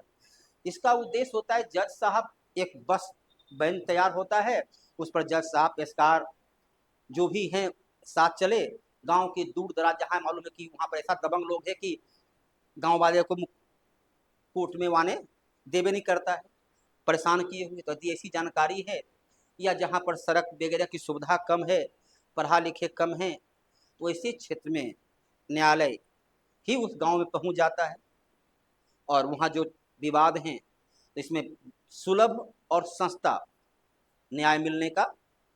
बिहार में भी ऐसा गाड़ी देखे, पता नहीं कने काम करता है, मालूम नहीं क्या करता होता है। बिहार में पटना में हम देखे हैं, लिखा हुआ है बस पर मोबाइल न्यायालय, ये कने काम करता है सुहे जाने। इसमें है कि चल न्यायालय गठन किया गया, ताकि दूर दराज के इलाके, जहाँ भी शिक्षा का विकास सही नहीं हुआ है, जहाँ अभी गरीबी है, जहाँ लोग उसको दबा कर रखते हैं, तो वैसे लोगों के मुकदमा की सुलभ और सस्ता न्याय उपलब्ध कराने के लिए इसका गठन किया गया। तो जिला में होगा तो गांव, जहां पर मालूम है कि जहां पर दबंगता ज्यादा है, परेशान ज्यादा किया जा रहा है, वहां स्वयं जज साहब पहुंचेंगे। तो सबसे पहला कोर्ट खुला हरियाणा में, 2007 में काम शुरू कर दिया हरियाणा में, और 2007 से इस न्यायालय का काम शुरू हो गया, तो खुला हरियाणा में। चल नहीं, समकक्ष अधीनस्थ नहीं, ये अधीनस्थ नहीं है, समकक्ष का है। व्यवहार न्यायालय में सीधा बोलता है दीवानी मुकदमा होती है। मुकदमा का 3 विभाजन है, एक दीवानी, एक फौजदारी, एक राजस्व। दीवानी, फौजदारी और राजस्व 3 श्रेणी मुकदमा का रखा गया है। ट्रिब्यूनल कोर्ट का गठन किया गया है अनुच्छेद 323 एक आधार पर, न्यायिक प्राधिकरण या अधिकरण के नाम से जानते हैं, न्यायिक अधिकरण हाँ, एक हो गया सुप्रीम कोर्ट, फिर हो गया हाई कोर्ट, जिला कोर्ट, और उसके बाद चौथा जो होता है मूलतः उसका 4 स्तर में है, 4 स्तर, सुप्रीम कोर्ट, हाई कोर्ट, जिला कोर्ट और ग्राम पंचायत या पंचायत न्यायालय, ये 4 वर्गीकरण। तो फास्ट ट्रैक कोर्ट तो कुल जिला न्यायालय का समकक्ष हो गया। ये सभी जो है परिवार न्यायालय, लोक अदालत, फास्ट ट्रैक कोर्ट, ये सब जिला न्यायालय के इक्विवेलेंट है। ठीक है, फास्ट ट्रैक हो गया। स्पीडी ट्रायल क्या कहते हो, फास्ट ट्रैक ने, अरे फास्ट नहीं, ऐसा थोड़े है। अब फास्ट ट्रैक कोर्ट में दिया गया, कौन सा मुकदमा दिए, हत्या बलात्कार का मुकदमा दिए हैं। तो मुकदमा किस पर निर्भर करता है। हाँ, हाँ, कोर्ट वहां जाएगा, उसके बाद सरकार तय कर देती है इसको फास्ट ट्रैक में भेज दिया जाए। हाँ, लोक अदालत दोनों पक्ष अपनी सहमति, इसमें सरकार की भूमिका नहीं होती है। लेकिन फास्ट ट्रैक में सरकार तय भी कर सकती है कि मुकदमा को फास्ट ट्रैक कोर्ट में भेज दिया जाए। तो फास्ट ट्रैक में सरकार की भी भूमिका है वह, लेकिन लोक अदालत में सरकार ने दोनों पक्ष आपसी सहमति की, यहाँ की मैंने देखा है कि चलिए मेरे गांव आजकल क्रिकेट मैच बड़ी कुल खेलने लगे हैं ना, तो दो गांव में मैच हो रहा था, अब किसी कारण दोनों लड़ गए, दोनों हाथ में बल्ला बॉल है, ये है, विकेट से मारा, बॉल से कैसे मारा, कैसे गिर गया, वो मर गया बच्चा, बच्चा पहले इलाज उलाज हुआ लेकिन मर गया। लोक अदालत में गया, 2-3 साल तक मुकदमा चला दोनों परिवार, लेकिन दोनों परिवार जो है बाद में सहमति हुआ कि चलो पैसा वैसा दे के जैसे भी दोनों, और जो जिसका मरा उसको सहमति दोनों किया, और लोक अदालत में जाके मामला सलटा दिया गया। क्योंकि वहां पर है कि यदि बंदूक लेके आप बम चला रहे हैं, मतलब आपका मारने का उद्देश्य है, और यहाँ तो है कि एक आकस्मिक घटना हो, जैसे नवजोत सिंह सिद्धू देखो, उसका भी हत्या का आरोप था, लेकिन उसको सजा कितना मिला, 1 साल का। क्योंकि वहां है कि मारने का उद्देश्य नहीं है, कार चला रहा था सड़क पर, ओवर क्या बोलते हैं उसको, अरे ओवरटेक में वो आगे बढ़ गया, सिद्धू तब क्रिकेट खिलाड़ी था, चलती तो उसका था, इसको गुस्सा आ गया, कहा है हमारा गाड़ी को तुम पीछा कर दिया, दोनों मारपीट किया, उसको धकेल दिया, उसको क्या था कैसे चोट लग गया माथा पर, गाड़ी टकरा करके वो मर गया था। उस वक्त हमको याद है वेस्ट इंडीज उसको जाना था, स्पेशल उसको दिया गया कि वेस्ट इंडीज सिद्धू खेलने जाएगा, देखो उसको फैसला क्या है, 1 साल का सजा दिया, हत्या का तो आरोप था, जहाँ मिला 1 साल का, क्योंकि वहां मारना उद्देश्य नहीं है। और यदि आप बंदूक लेकर गए हैं तो आपका उद्देश्य मारना है। वहां पर दो बच्चा क्रिकेट खेल रहा है, ठीक है, खेलते खेलते दोनों लड़ गया, बल्ला चलाया, माथा पर लग गया, मर गया, वहां मारना उद्देश्य नहीं है। हाँ, आकस्मिक घटना हुई, मर गया, तो चला गया मामला लोक अदालत में, 2-3 साल के बाद गया, दोनों अपना पक्ष सजा का हेल्प लड़ते लड़ते रहे, दोनों को जैसे भी हुआ, दोनों की सहमति दी, मामला सलट गया। तो हत्या का मुकदमा भी वहां पर लोक अदालत में जा सकता है, बशर्ते कि वह आकस्मिक घटना हो, और लड़ते लड़ते आप किसी को ढकेल दिए, ईटा पर लगे, माथा फट गया, वहां उद्देश्य नहीं कि उसको मार देना है। तो लोक अदालत में वैसा मुकदमा भी जाता है जहां स्पष्ट रूप से है कि आपराधिक घटना हुई है, लेकिन आपराधिक घटना का उद्देश्य नहीं। हाँ, गबन किए, राजस्व, राजस्व का मामला होता है केवल सरकार का कर चोरी करना, राजस्व मामला होती है सरकारी टैक्स का चोरी करना। गबन का मामला जो है वो दीवानी मामला है। फौजदारी में है कि यदि आप वहां पर पैसा विधिवत तौर पर ले करके और उसके बाद संपत्ति गलत सूचना दिए हैं, तब वो होता है आपराधिक मुकदमा। हाँ, वहां पर एक बनाया गया है कानून भगोरा अधिनियम, यदि बैंक, वहां भी नियम है, ऐसा नहीं है कि हाँ, पोल्ट्री हमको शुरू भेजा गया है। ट्रिब्यूनल क्या होता है कि अनुच्छेद 323 के तहत इसका गठन किया गया, न्यायिक, इसे बोलते हैं प्रशासनिक न्यायाधिकरण। तो प्रशासनिक न्यायाधिकरण का उद्देश्य होता है कि जो प्रशासनिक क्षेत्र से अधिकारी हैं, यदि उनकी पदोन्नति, उनका वेतन भत्ता या कुछ अन्य से संबंधित विवाद हो, उसका निपटारा करना। इसके अलावा एक न्यायाधिकरण का होता है कि सरकार गठन करती है सुप्रीम कोर्ट की सलाह पर, ट्रिब्यूनल का गठन करती है। यदि नदी जल बंटवारा है या दो राज्यों के बीच का विवाद है तो वो हाईकोर्ट के समकक्ष का होता है।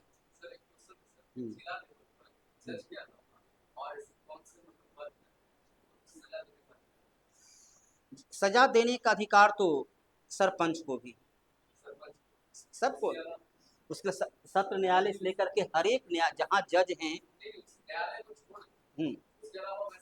बस सरपंच, अब सरपंच के तो मजिस्ट्रेट फिर न्यायालय का हिस्सा हो गया। न्यायालय का हिस्सा, न्यायिक सेवा उसको बहाल किस पर किए हैं? न्यायिक सेवा पर बहाल किए।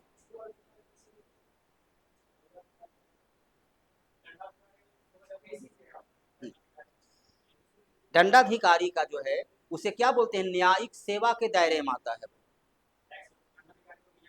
हाँ, दंडाधिकारी का अधिकार अब डीएम साहब से ले लिया गया है। अब उनके पास दंडाधिकारी का अब दंडाधिकारी डीएम साहब नहीं होते हैं। हाँ, तो एसडीएम नहीं होता है तो फिर डीएम किसे हो जाए? नहीं, न्यायिक हिस्सा का भाग नहीं है, लेकिन वो किसका मुकदमा देखते हैं?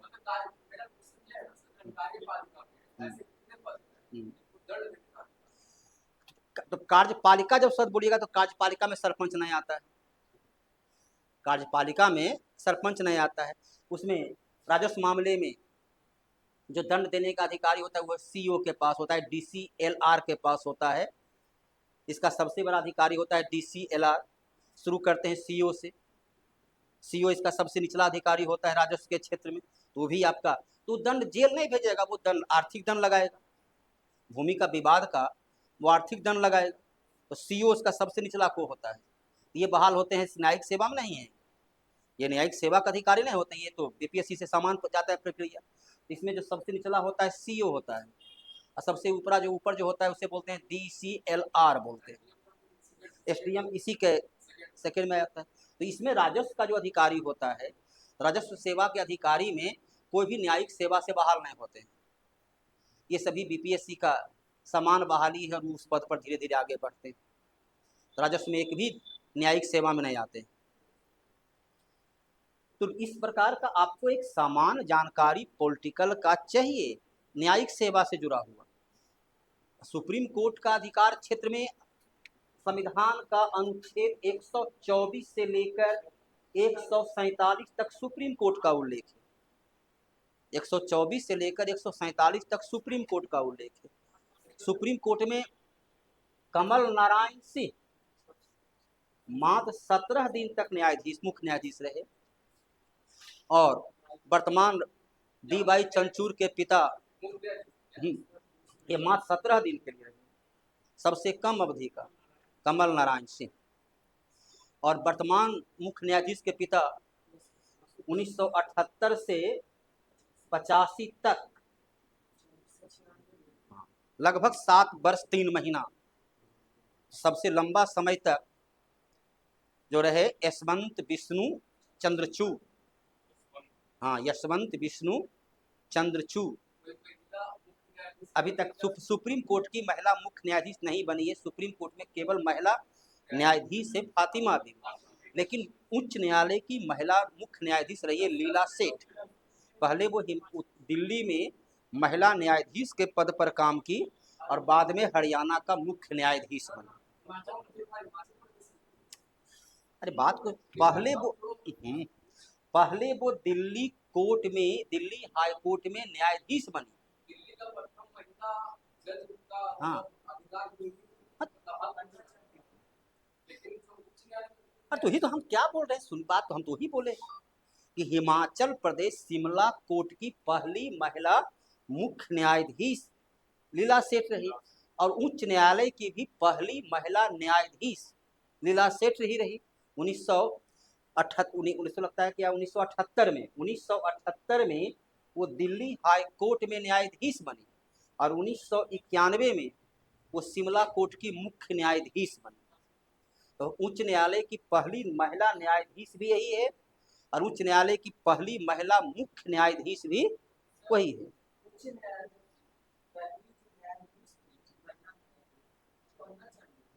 अंडा चांडी तो जिला न्यायालय की 1938 में गुलाम भारत में। हाँ, तो केरला में तो जिला न्यायालय की अन्ना चांडी। अन्ना चांडी वो तो गुलाम भारत की है। तो उच्च न्यायालय की पहली महिला न्यायाधीश रही लीला सेठ। इस प्रकार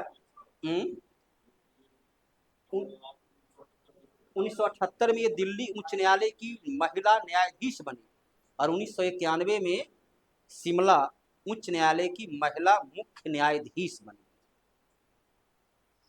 तो न्यायिक प्रक्रिया में इतनी की जानकारी आपको रखना आवश्यक है। अब कितना होगा तो उतना तो थोड़े खुल के याद रख लेते हैं। आगे जो है करंट अफेयर्स में आपको बतलाना है। हाँ, किनका? यशवंत विष्णु चंद्रचूड़। हाँ, लगभग 7 वर्ष 3 महीना रहे। हाँ, एक शब्द होता है संवैधानिक, कॉन्स्टिट्यूशनल, संवैधानिक, ठीक है। एक शब्द होता है सांविधिक, एक शब्द होता है गैर संवैधानिक और एक शब्द होता है असंवैधानिक। कॉन्स्टिट्यूशनल जिसका उल्लेख संविधान में है, संविधान का किसी अनुच्छेद में है और वह बाध्यकारी है, उसे पालन करना सभी नागरिकों का वह कर्तव्य नहीं, उसकी अधिकार है। और यदि उसका उल्लंघन करते हैं तो आप दंड के भागीदार हो जाते हैं, उसे बोलते हैं संवैधानिक। संविधान का अनुच्छेद 326 मत देने का अधिकार है, संविधान में तो है, लेकिन वो संवैधानिक अधिकार नहीं है, वह एक विधिक या राजनीतिक अधिकार है। मत देना ना देना आपकी मर्जी है। तो संविधान तो लिखा हुआ है अनुच्छेद 326 वयस्क मताधिकार। आप भी देखिए प्रयोग किए, हम भी प्रयोग किए हैं कल। जो नहीं किए नहीं किए, मर्जी उनकी। जो संविधान में है उसके लिए किसी अनुच्छेद में है और नागरिकों के लिए वह बाध्यकारी हो या सरकार के लिए बाध्यकारी हो, उसे बोलते हैं संवैधानिक। सांविधिक या विधिक जिसका उल्लेख संविधान में नहीं है लेकिन संसदीय अधिनियम के द्वारा उसे कानून के रूप में पास किया गया है। दहेज निषेध अधिनियम 1961 वह विधिक है, कानून है, अधिनियम है, वो संविधान में उसका उल्लेख नहीं है, संविधान में उसका कहीं उल्लेख नहीं किया गया। समान पारिश्रमिक अधिनियम 1976 वो संविधान, उसके लिए कोई संविधान में नहीं है। मातृत्व लाभ अधिनियम 1961 उसके लिए संविधान में कोई प्रावधान नहीं है। साथ ही अंतर क्षेत्रीय परिषद 1956 में बनाया गया, संविधान में उसका कोई उल्लेख नहीं है। इसका संविधान में कोई उल्लेख नहीं है लेकिन संसद ने उसे कानून के रूप में पास किया है, उसे बोलते हैं सांविधिक या कानूनी, विधिक लीगली। एक हुआ कॉन्स्टिट्यूशनल, एक हुआ लीगली, और तीसरा है गैर संवैधानिक जिसका न तो संविधान में उल्लेख है न संसद ने कानून बनाया है, केवल मंत्रिमंडलीय आदेश से उसे पास कर दिया गया है, केवल मंत्रिमंडलीय आदेश से उसे पास कर दिया गया है, उसे कहते हैं गैर संवैधानिक। योजना आयोग, नीति आयोग, राष्ट्रीय विकास परिषद, राष्ट्रीय एकता परिषद, कर्मचारी चयन आयोग, ये सब हो गया गैर संवैधानिक। असंवैधानिक बनाए गए विधि का उल्लंघन करना। नियम बना हुआ है यदि कोई लड़का किसी लड़की को 14 सेकंड से अधिक समय तक घूरता है तो शिकायत करने पर 3 महीना की कारावास की सजा। ये यदि आप घूरते हैं तो ये हो गया असंवैधानिक। हाँ, नियम बना हुआ है। हाँ, लड़की बना हुआ कि यदि कोई लड़का किसी लड़की को 14 सेकेंड से अधिक समय तक घूरता है तो शिकायत करने पर 3 महीना से लेकर आगे भी होता था न्यूनतम 3 महीना की सजा। लड़की घूमती तो बड़ा खुश हो जाता है, तुम कहाँ नाराज होता है? अच्छा ना, जब तुमको परेशानी नहीं है, जिसको परेशानी है उसके लिए कानून बनेगा। हा? तुम तो बड़ा गौरवान्वित महसूस, हा? तुम तो बड़ा गौरवान्वित महसूस करता है। हा?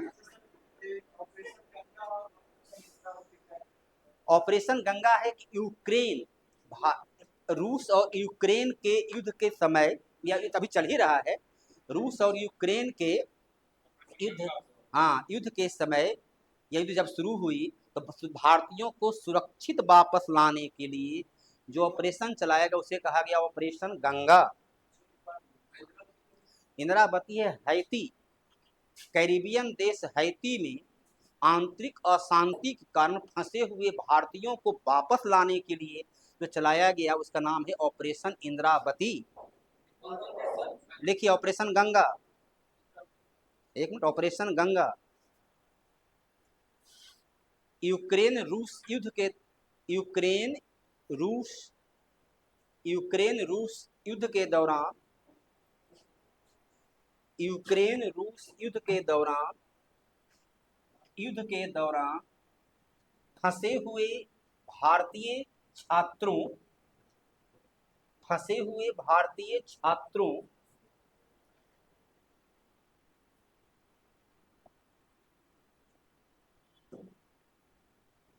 फंसे हुए भारतीय छात्रों एवं नागरिकों को भारत भारत वापस लाने के लिए, भारत वापस लाने के लिए सरकार के द्वारा किया गया मानवीय सहायता को, सरकार के द्वारा किया गया मानवीय सहायता को ऑपरेशन गंगा कहा गया। अगला operation Indravati, operation Indravati Caribbean देश हैती, कैरिबियन देश हैती में आंतरिक अशांति के कारण, आंतरिक अशांति या घरेलू हिंसा वहां शुरू हुई थी, आंतरिक अशांति के कारण फंसे हुए भारतीयों को, यहाँ छात्र नहीं है, यहाँ केवल भारतीय है, फंसे हुए भारतीयों को वापस लाने के लिए ऑपरेशन इंदिरावती के नाम से, ऑपरेशन इंदिरावती के नाम से योजना को अंजाम दिया गया।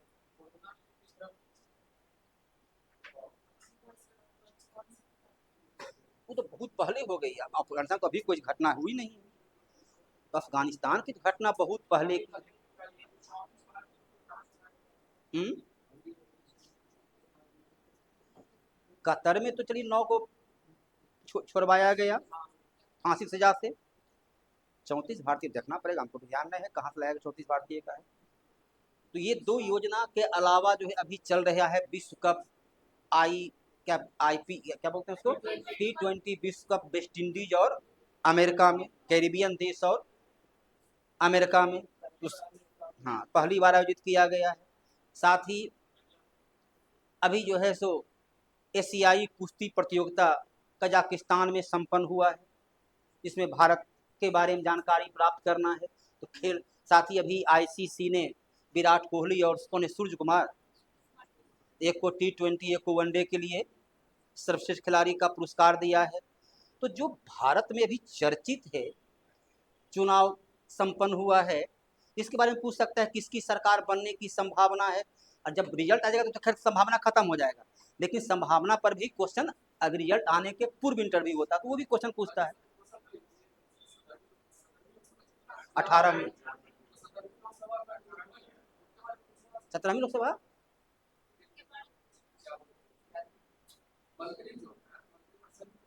एक आध मंत्री से क्वेश्चन पूछ सकता है ऐसा, क्योंकि अभी तो मंत्री पद पर है ना, जब तक सरकार का गठन नहीं हो जाएगा तब तक तो कहीं पूछ सकता है। सरकार का गठन 4 के बाद, सरकार गठन 8-9 तक हो सकता है गठन, अब वो तो नहीं कर सकते, 9 होगा ही, हम कैसे बोल दें।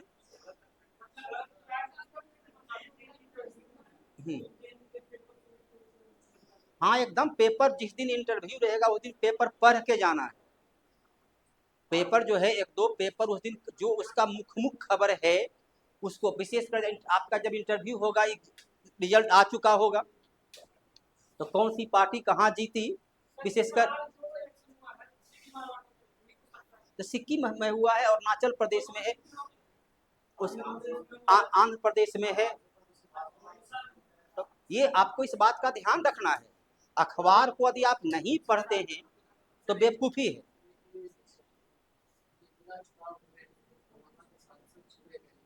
हाँ हाँ, सूरत के हैं निर्विरोध। निर्विरोध आपका अरुणाचल प्रदेश में 10 विधायक निर्विरोध चुना गया है, गुजरात का, सूरत का निर्विरोध चुना गया है। तो निर्विरोध क्या होता है, अब तो नाम हमको अपने ध्यान नहीं है अभी, ये नाम पूछ सकता है, कोई बड़ी बात नहीं है। अब पूछने का पूछ सकता है, एकदम पूछ सकता है, जो सरकार वर्तमान में है एकदम पूछ सकता है। तो करंट में विशेषकर घटनाक्रम पर आपको नजर रखना है, विशेषकर पिछला 1 महीना का, ज्यादा दिन का नहीं हो कम से कम, और जो चर्चित रहा है उसको तो ध्यान रखना ही है, लेकिन पिछला 1 महीना। हाँ, इजराइल फिलिस्तीन में तो भारतीय ज्यादा है नहीं, क्योंकि फिलिस्तीन में तो भारत का लगभग लगभग है नहीं। हाँ, ऑपरेशन शील्ड के नाम से चलाया इजराइल ने अपना अभियान, ऑपरेशन आयरन शील्ड, शील्ड के नाम से चलाया। तो ऑपरेशन आयरन शील्ड चलाया ताकि ईरान के हमले को वह नाकाम कर सके। तो विश्व की तमाम ऐसी घटनाक्रम जो काफी चर्चा में रहा, उसको आपको ध्यान रखना होगा। ज्यादा नहीं बोलना है, ज्यादा पूछेगा भी नहीं, लेकिन बस 2 लाइन में उसका उत्तर देना है बस। तो आप लोग उत्तर जो है सो देने में हिचकते हैं, आधे उत्तर देते हैं, बात को पूरा कीजिए, बस 1 लाइन में बोलना है। ऑपरेशन इंद्रावती क्या है, हैती में फंसे हुए भारतीयों को वापस लाने के लिए चलाया गया अभियान, बस इतने तो बोलना है, पीछे थोड़े बोलना है। 1 लाइन का उत्तर देने में आप लोग रुक जाते हैं आधे पर, बात पर टुकड़े टुकड़े में बात बोलते हैं। तो कम से कम ग्रेजुएट हैं, बीए पास, कम से कम 1 लाइन तो सही से बोलिएगा ना। तो आप नहीं तो यदि वही होता है कि जो 10 उत्तर नहीं भी दिया लेकिन 5 उत्तर स्पष्ट बोल दिया, तो प्रभावित हुआ कि जो जानता है बड़ा सही से, तो आप जब यही नहीं बोल पा रहे तो तुम गवाह कलम क्या करेगा, वो जो तुमसे झिझकेगा। कभी भी ये नहीं देखना है कि हम 5 उत्तर नहीं दिए, नहीं दिया, लेकिन जो जानते हैं ना बड़ा ही स्पष्ट उत्तर होनी चाहिए। एक ही क्वेश्चन को पूछने, अब मैंने एक बार पूछा था विद्यार्थी को कि आपको केक काटना है, केक तो आजकल नया जनरेशन रोज केक काटते रहता है ना, आज जन्मदिन है तो आज मरण दिन है तो आज विवाह दिन है तो आज उसका दिन है, तो कौन कौन दिन काटते रहता है?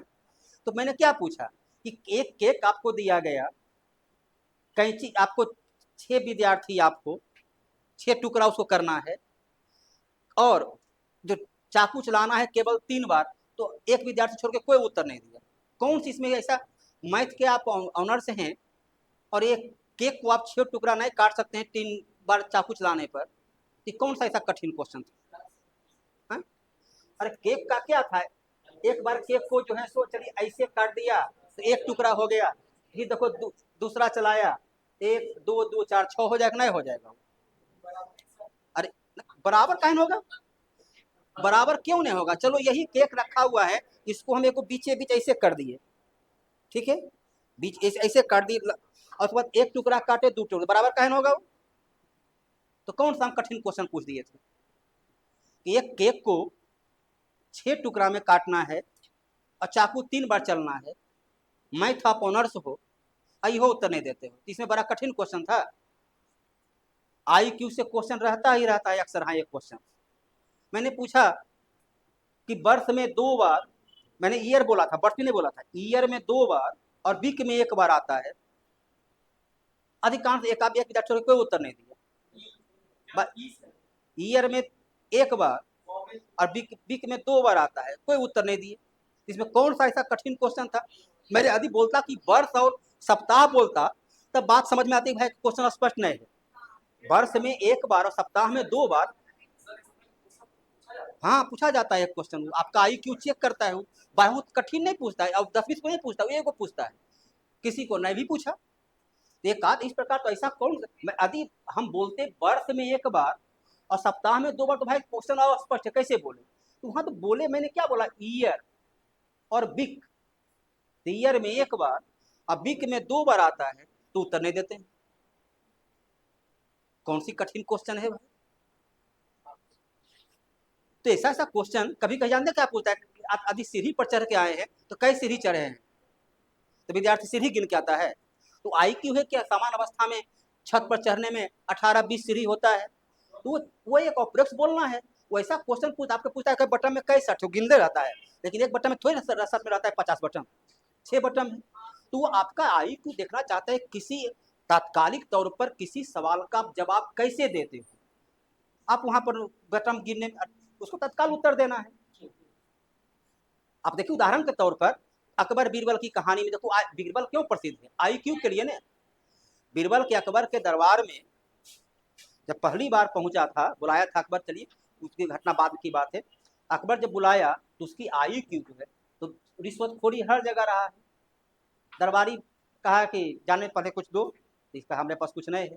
तो कहा ठीक है, हम जाने तुमको देंगे, लेकिन तुम जो उधर से लेकर आएगा उसका आधा देना है। तो वहां जाके मांगा कि हमको 50 कोरा मारो। कहा मैं मारेंगे, तो आधा उसको मार रहेगा ना, हमें तो उसको अपने मार थोड़े खा, तो उसको पकड़वाना था। तो IQ है कि आप कैसे जो है सो तात्कालिक तौर पर उत्तर देते हैं। तो इस प्रकार का क्वेश्चन मैंने एक लड़की को पूछा था, लड़की पूछा हुआ क्वेश्चन है, ठीक, वो IAS में पूछा था, बड़ा सिंपल देखो जवाब दी। विवाहित महिला थी, IAS कंप्लीट की थी, 25वां 26वां रैंक था उसका। यही इंटरव्यू पूछा था उसका कि आपकी विवाह हो चुकी है, क्योंकि लड़कियां सिंदूर लाग जाती है तो स्पष्ट है कि विवाहित थी। तो हाँ, विवाह के दरमियान भी आजकल देखने का प्रचलन चल गया है, तो वहाँ भी आपसे इंटरव्यू लिया गया होगा। बताइए विवाह का इंटरव्यू इस इंटरव्यू में क्या अंतर है? तो कितना सिंपल से जवाब दिए, बस सिर्फ निगाह का अंतर है, वहाँ हम सर झुका कर बात करते हैं, यहाँ सर उठा कर बात करते हैं, काम खत्म।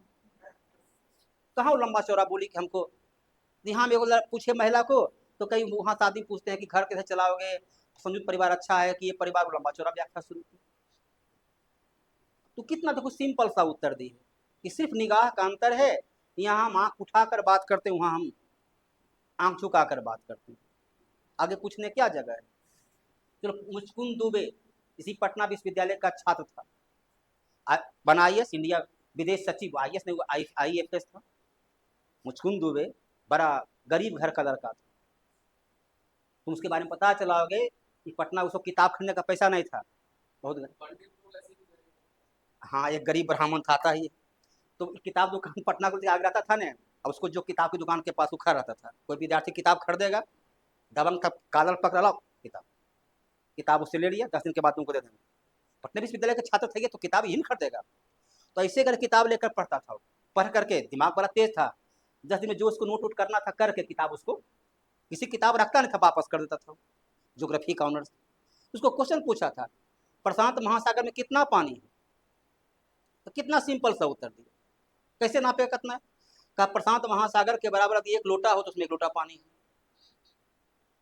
एक ऐसा लोटा बना दिया जाए, प्रशांत महासागर में पानी कोई नापेगा? तो वह उत्तर देना है कि आप कैसे IQ मतलब क्या है, किसी विषय पर आकस्मिक, जहां आपको अंदाजा नहीं है, क्वेश्चन मिल जाए तो आप कैसे उत्तर दोगे।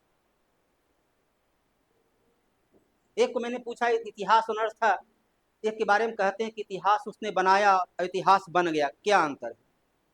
ये तो मैंने क्वेश्चन पूछा था, आप इतिहास ऑनर्स हैं, इतिहास बनाया मतलब उसके उधर उसके अच्छा या बुरा का, औरंगजेब का बुरा पढ़ते हैं ना, अकबर अच्छे हम तो पढ़ते हैं ना। यदि उसके द्वारा किया गया कार्य को भविष्य में उदाहरण के तौर पर प्रस्तुत किया जाता है तो इतिहास बना दिया। अब मर गया, काम खत्म है, कने मर गया, उसका फिर कोई नाम लेने वाला नहीं, इतिहास बन गया। तो ऐसे ऐसे क्वेश्चन, सिंपल सा एक आध क्वेश्चन पूछेगा, ऐसा नहीं है कि 10 को क्वेश्चन पूछता है, किसी को पूछा किसी को नहीं भी पूछा। तो यदि आप पूछता कब है, जब आप कहते हैं कि बड़ा ही हम काम में शार्प दिमाग दिमाग के हैं।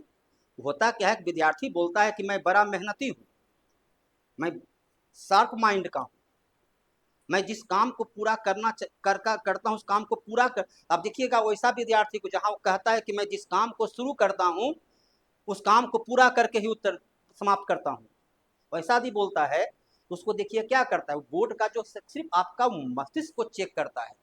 यदि आपने ऐसा बोला कि मैं लगनशील हूँ, जिस काम को शुरू करता हूँ काम को अंजाम तक पहुँचाने के बाद ही, तो उसको देखिए वो अक्सर हाँ देखिएगा उसको क्या क्वेश्चन, एक क्वेश्चन पूछा, कुछ भी पूछा, भारत के प्रधानमंत्री का नामे पूछा, अभी उत्तर नहीं देता है, अभी शुरू किया, तब तक दूसरा क्वेश्चन तुरंत दूसरा उसका बोर्ड का पूछ देता है, तुरंत दूसरा क्वेश्चन उत्तर आपका देना, आप आधा शब्द बोले हैं, आधा भी बाकी है बोलना है, तत्काल वहां दूसरा क्वेश्चन पूछता है। विद्यार्थी करता क्या है, इस क्वेश्चन को छोड़ा वो क्वेश्चन पर जवाब देने लगा, तो क्वेश्चन का उत्तर देने के पहले वहां क्वेश्चन पूछ दिया, तो मतलब आप झूठ बोल रहे थे कि मैं जिस काम को पूरा शुरू करता हूँ अंजाम तक पहुंचाता हूँ, जो सवाल आप पूछा तो छोड़ दिया। तो वो पूछता है कि जो आप अपना परिचय देते हैं उस परिचय पर क्वेश्चन जरूर पूछता है, तो आप अपना जो परिचय दीजिए उसको ध्यान रखिए कि हमने क्या परिचय दिया है, रट के गए या अमुक अमुक बोल दिया, उसका ध्यान नहीं कि हमको पूछे कि हम बोले क्या है। आप कहते हैं हम बड़ी मेहनती हैं, तो 2012 में आप बीए पास करके 2024 में इंटरव्यू दे रहे हो, आप मेहनती हैं, तो इसी झूठ लग रहा है, देखने में लग रहा है झूठ। तो अब 2012 में बीए पास कर गए हम 2024 में इंटरव्यू दे रहे हैं, कहते हैं कि हम बड़ी मेहनती हैं, तो इसी लग रहा है कि झूठ बोल रहे हैं। तो वहां दिखना चाहिए कि आप जो अपने बारे में बतला रहे हैं, तो IQ का क्वेश्चन वहां पूछता है वो। हाँ हाँ तो हाँ कहे यदि आप कड़ी मेहनत करते ना कुछ ऐसी बात नहीं, एक कोर्ट रीडर के पद पर आने के 12 साल आपको लग गया, तो कैसे माने कि आप मेहनती हैं, विद्यार्थी बीए पास करके 12 साल लग गया एक पद के लिए। हाँ। और अरे अरे अन्य कोई पद रहता नहीं, आप ये कहते कि हम केवल कोर्ट रीडर का फॉर्म भरे हैं तब ना, आप तो कहते कि हम कंपटीशन तैयारी कर रहे हैं, तो आज तक की कर रहे थे आप, कहे होगा। हाँ। एकदम दोनों साथ चलेगा। आप कहते हैं कि हम बड़ी मेहनती हैं, वहां बोलिए सीधा सीधी जिस एकेडमिक लाइफ में अध्ययन के दरमियान मैंने मेहनत से अध्ययन नहीं किया, जब कॉम्पिटिटिव लाइफ में आया इसकी गहराई को देखा, तब मैंने बड़ी ईमानदारी से पढ़ा, क्योंकि मेरे पहले का पढ़ाई नहीं था तो यहाँ पढ़ने में समय लगा, तो आप उसको सार्थक उत्तर दीजिएगा ने। बीए उतना दिन पढ़े हो, 12 साल लगे आपको 100 नंबर का जीके बनाने में और हिस्ट्री मैथ बनाने में, वैसे लग रहा है कि अस्पष्ट उत्तर है, आप झूठ बोल रहे हैं। तो वहां पर दिखना चाहिए कि आप जो बता रहे हैं हुआ,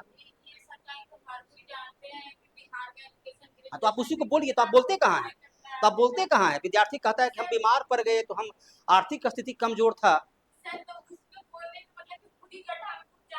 क्यों कहे कूदेगा, क्यों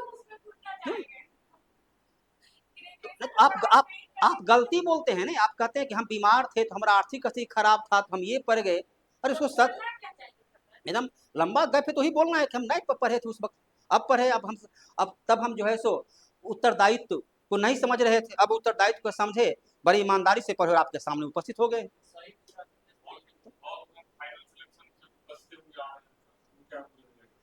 आखिरकार कौन कौन फाइनल बताइएगा ना, फाइनल ठीक है, अंतिम में नहीं हुआ, मेरिट लिस्ट में नहीं आया, क्योंकि भीड़ ज्यादा था, हम उसमें कुछ कमजोर पर, अपनी गलती को स्वीकार कर लेना है कि जितना हमको मेहनत करना चाहिए, जितना अंक आना चाहिए उतना हम, लेकिन अब जो है पूरी तैयारी के साथ आपके सामने उपस्थित है, तो आप अपना गलती स्वीकार नहीं करते हैं, गलती को आप दूसरे तरफ टालते हैं, बीमार पड़ गए तो हमारा आर्थिक स्थिति खराब हो, पिताजी तबियत खराब हो गई,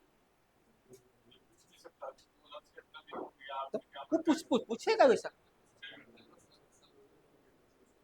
हाँ ऐसा क्वेश्चन आवेगा तो उसको ध्यान देना है, आप अपनी गलती को स्वीकार करने में क्या दिक्कत है भाई, हम तब नहीं पढ़े, अब पढ़े हैं मन से, इसलिए वो सब हर सवाल को आप बड़े ही सिंपल तरीके से जवाब दीजिए, घुमाने का प्रयास नहीं कीजिए।